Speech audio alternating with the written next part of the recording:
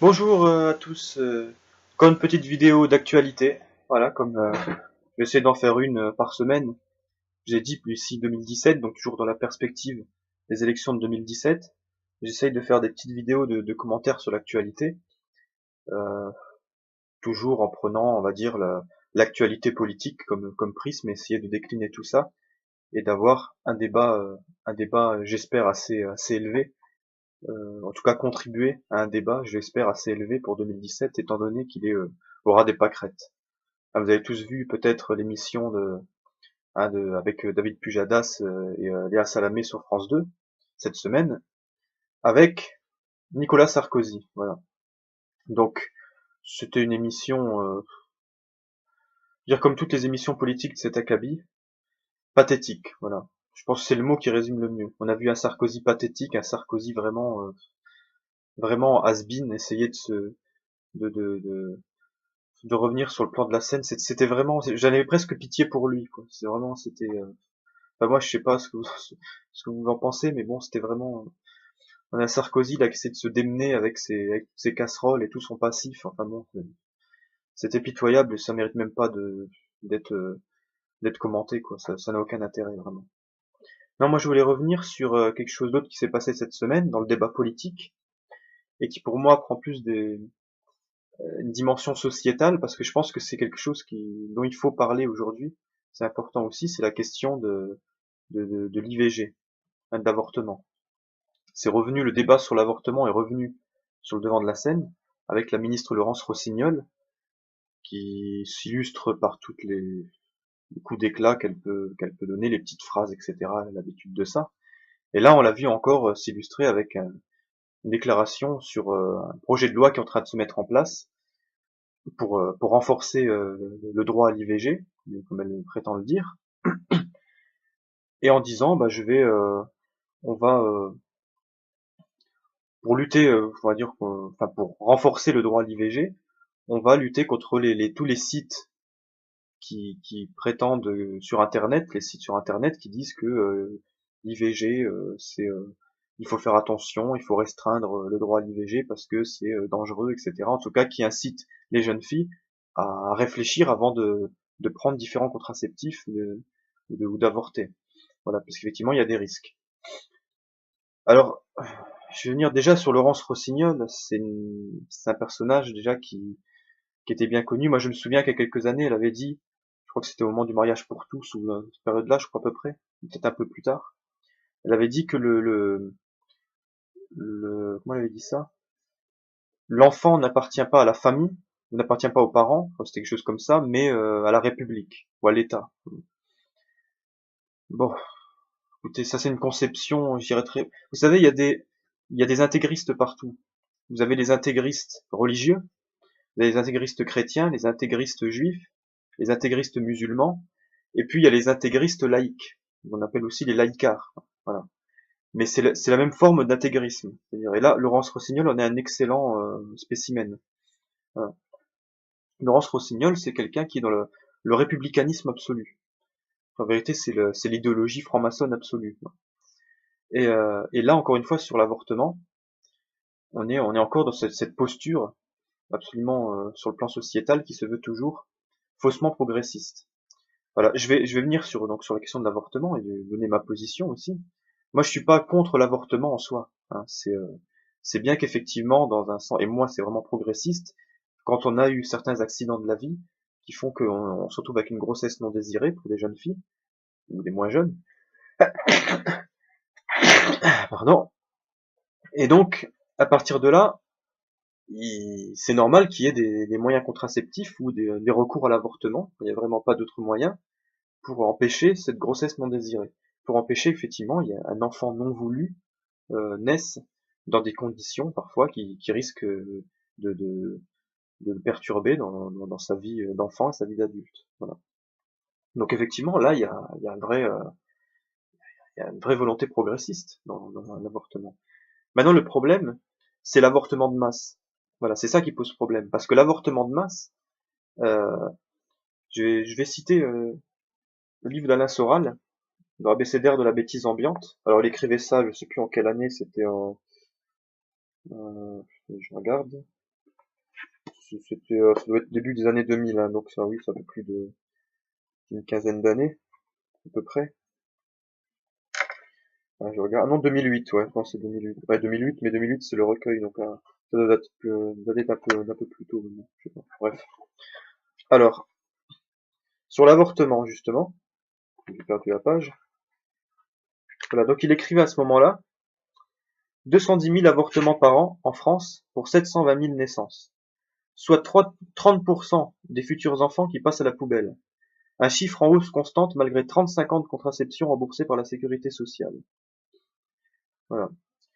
210 000 avortements par an en France pour 720 000 naissances. Bon, je sais pas quel est le chiffre aujourd'hui, je vais chercher un petit peu, bon là j'ai pas eu le temps, là j'ai une réaction un peu à chaud, mais faudrait faire le travail.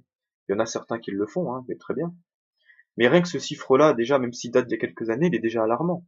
Et ça, je veux dire, il y en a des centaines de milliers par an d'avortements, c'est absolument effrayant quand on regarde les chiffres. Parce que c'est très progressiste, comme ça c'est très bien l'avortement, c'est voilà, je fais ce que je veux de mon corps, voilà. C'est, c'est, ça part d'un bon sentiment, on va dire. Mais les chiffres, je veux dire, la réalité implacable des chiffres, elle est là. 210 000 avortements par an en France pour 720 000 naissances. 30% d'enfants, effectivement, de vie qui passent à la poubelle. Parce qu'après, il y a l'éternel débat sur qu'est-ce que c'est qu'une vie déjà. Et moi, j'ai trouvé qu'il y a, je sais plus, il y avait je crois que c'est un prêtre qui avait une très bonne définition de ça. J'ai trouvé que c'était très pertinent. Il disait qu'à partir du moment où il y a comment dire, quelque chose qui naît de la fécondation, et c'est vrai que dans la nature c'est toujours le cas, hein, on a une vie, on a la vie qui est née à partir de cette fécondation. Voilà. Et donc à partir de là, donc un embryon c'est déjà une vie, c'est déjà quelque chose. Même s'il n'y a pas un cœur bien formé qui bat, etc., il y a quand même une vie. C'est quand même un embryon de vie. Donc c'est quelque chose dans lequel il y a déjà de la vie. Voilà, c'est comme une cellule. Une cellule, c'est une cellule de vie. Et là, certains vous diront non, ce n'est qu'un embryon, ce n'est pas encore une vie, c'est pas encore un citoyen, enfin je sais pas, c'est pas voilà. Certains qui vous diront que c'est au moment de la naissance que la vie commence, et d'autres vous diront c'est au moment c'est au bout de 3 mois, de 6 mois, enfin bon, bref, il y a plusieurs écoles. Moi je suis de ceux qui disent que la vie elle commence à partir du moment où il y a eu fécondation et qu'il y a eu on va dire le Big Bang qui est la magie de la fécondation, hein, la magie naturelle de la fécondation qui a créé un embryon de vie. Et cet embryon de vie, pour moi, effectivement, c'est une vie. Donc, effectivement, quand on tue ces 210 000, voilà, 210 000 embryons de vie par an, ben, on tue 210 000 vies. Voilà, ce sont des vies, même si ce sont des embryons, ce sont des vies quand même. Voilà. Alors c'est vrai que bon, c'est comme quand on tue une araignée ou une guêpe. Voilà, c'est une vie peut-être qui n'a pas tellement d'importance pour nous, mais là, il s'agit quand même d'une vie humaine. Voilà, ce sont des vies humaines. En tout cas, des vies potentielles humaines qu'on met à la poubelle, effectivement. Donc pour moi, ça pose un vrai problème de conscience, hein. Voilà, moi je pense qu'une société qui empêche de cette manière, en tout cas massive, l'apparition de la vie humaine en tout cas, je pense que c'est une société qui va mal. C'est une société qui est dangereuse pour elle-même, même parce que elle, disons qu'elle menace sa propre survie d'une certaine manière.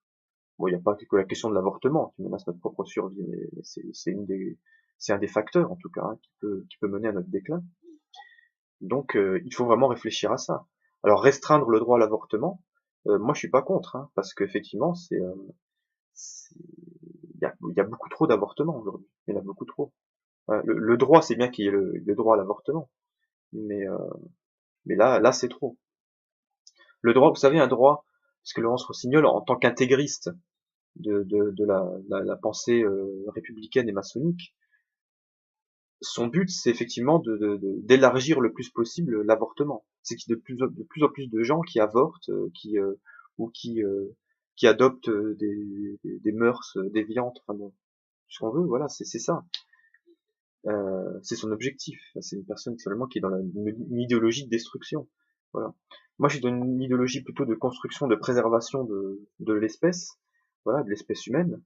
Et je pense que c'est pas en allant dans ce sens-là, c'est plutôt pour moi le vrai progressisme qui va dans le sens du bien-être futur de l'espèce humaine, c'est plutôt là, attention, voilà, déjà tirer la sonnette d'alarme, dire il y a trop d'avortements, on tue trop de vies par an, il faut faire quelque chose.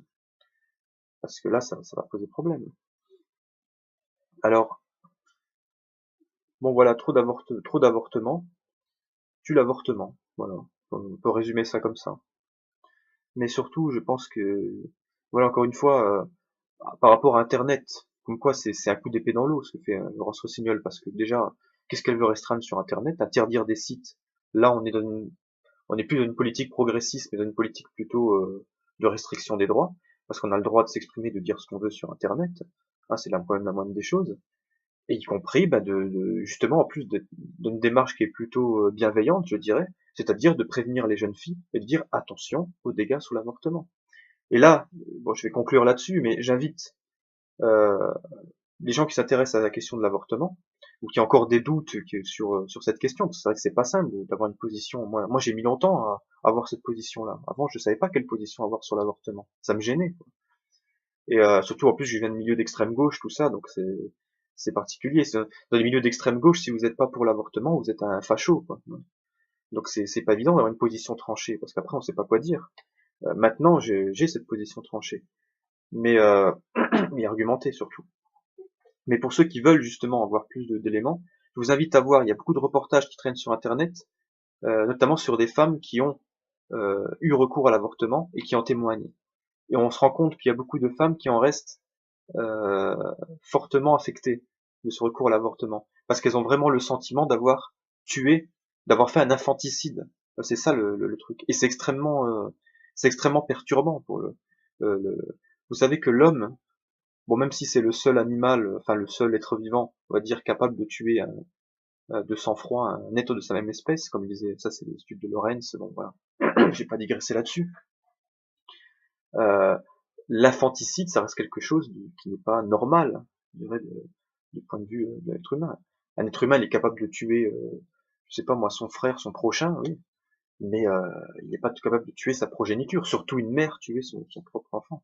Et donc ça pose des cas de conscience qui font que les mères elles-mêmes qui recourent à l'avortement, bon, il y a des cas où ça se passe bien, il y a des cas où les femmes se recourent à l'avortement et puis bon, peut-être oui, mais il y a beaucoup de cas où ça se passe très mal. Et quand Madame Rossignol dit qu'elle veut inciter les jeunes filles à, enfin en tout cas leur dire allez-y, ayez recours à l'avortement, votre corps vous appartient, c'est pas grave, vous êtes tombé enceinte, c'est pas grave, vous pouvez avorter, voilà, et qu'on avorte en masse comme ça. Pour moi, c'est pas seulement des femmes et des jeunes filles qui se sont fait violer ou qui a eu le préservatif qui a pété ou des choses comme ça.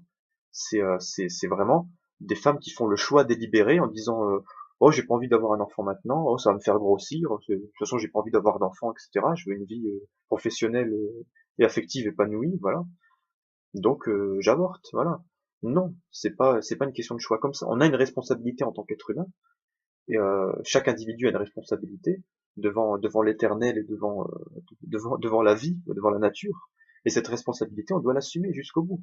Et si à un moment donné il y a un accident, il faut assumer cet accident, sauf si vraiment ça pose de gros problèmes, je dirais, sur le plan matériel. Mais sinon, il faut assumer. Si on est en capacité de pouvoir l'assumer, il faut l'assumer. Il faut pas chercher de justification comme ça sur le fait que moi j'ai envie d'avoir telle ou telle vie. Non. La nature nous contraint à avoir les vies que nous devons avoir, voilà. Sinon, effectivement, il faut arrêter avec cette idéologie du jouir sans entrave. Voilà, c'est quelque chose, je pense, d'extrêmement destructeur, et il faut en sortir. Voilà. C'est pour ça que je dis, il faut résister à cette idéologie, notamment défendue de manière, je dirais, très, comment dire, comment dire, avec zèle, hein, de la part de Madame Rossignol, parce que c'est vraiment oui, c'est une intégriste, voilà. Et pour moi, il faut lutter contre tous les intégrismes, y compris les intégristes faussement progressistes ou les intégrismes républicanistes ou laïcards. Voilà. Bon, voilà, c'était cette question de l'avortement. Voilà. Peut-être je reviendrai aussi un peu sur la question sociale. Je vais pas trop m'éterniser là parce que c'est encore un vaste débat. Mais je pense que je ferai peut-être un nouveau vidéo parce que vu que là, il y a les manifestations qui ont pris sur la loi El Khomri. Et je pense que c'est important aussi de faire le lien entre les questions sociétales et les questions sociales parce que personne ne le fait, justement.